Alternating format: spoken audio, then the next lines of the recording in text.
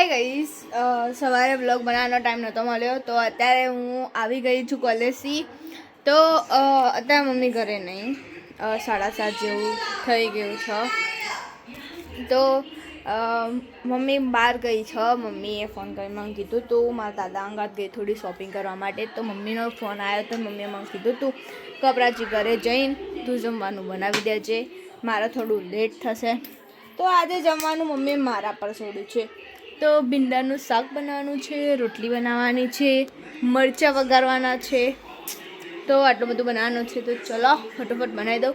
Guys, કાલનો vlog મેં બનાવ્યો છે, પણ અડધો મમ્મીનામાં શૂટ કર્યો હતો અને અડધો મારા મોબાઈલમાં શૂટ કર્યો હતો.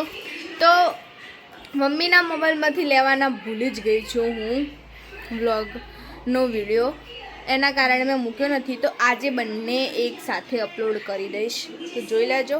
અને અત્યારે મોબાઈલમાં ચાર્જિંગ નહીં. તો ગાઈસ, હું ખાવાનું બનાવી દઉં પછી તમને બતાવું કે મેં કેટલું મસ્ત મસ્ત ખાવાનું બનાવ્યું છે. બધાના રિવ્યૂ લઈશ. મમ્મી તો છ નહીં, ભાઈ એકલો છ, મૈત્રીને ખાવાનું નહીં, તો ભાઈને આપણે પૂછીશું.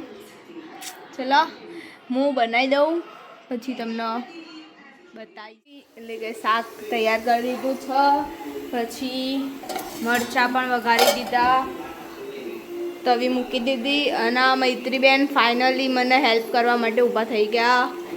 એને લોટ બાંધી દીધો. હવે હું રોટલી કરીશ ને એ બેન લખવા જશે ને મૈત્રી. હા, એની ફ્રેન્ડોને ક્યારની એ ફોન કર્યો, એક જ ફ્રેન્ડોએ ઉપાડ્યો ને એ ફોન ગાઈશ. અને 2 મિનિટ પહેલાં બધી એક હંગાત ફોન કરો, કોનો ઉપાડો? એકનો ઉપાડ્યો તો બીજું ઠોક ઠોક કરો, ફોન ઉપાડો. વાત શું કરવાની? પેલી પહેલાં જોડે બી વાત ના થાય, કંઈ પણ નહીં. અને આ ભાઈ તો આવ્યા ના એવા ટેબ્લેટ લઈને બે આવી ગાઈશ. એટલું જોર આવે ભણતા તો કે ન પૂછો વાત.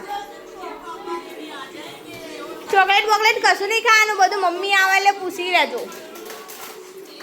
મૂકી દે, મૂકી દે, મૂકી દે મમ્મી આ ને એટલે. હો તો ગાઈઝ, લિટરલી શાક બહુ જ મસ્ત બન્યો હતો. ભાઈએ કીધું કપરાજી શાક બહુ મસ્ત મળ્યું. એમાં કેવું કે ઉપવાસ હતો એટલે ચાખવાનું નહોતું, ચાખ્યા વગર બનાવ્યો હતો. તો પણ બહુ મસ્ત બન્યું હતું. તો બધું જ જમવાનું બને એ તો તમને બતાવી દીધું હતું કે બની ગયું.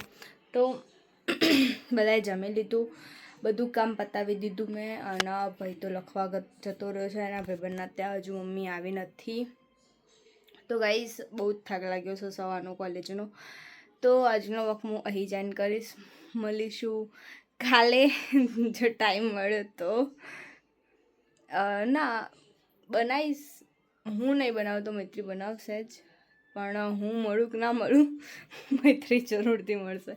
તો આજના માટે બાય, મળીશું નેક્સ્ટ વ્લોગમાં. જય દ્વારકાધીશ, જય માતાજી.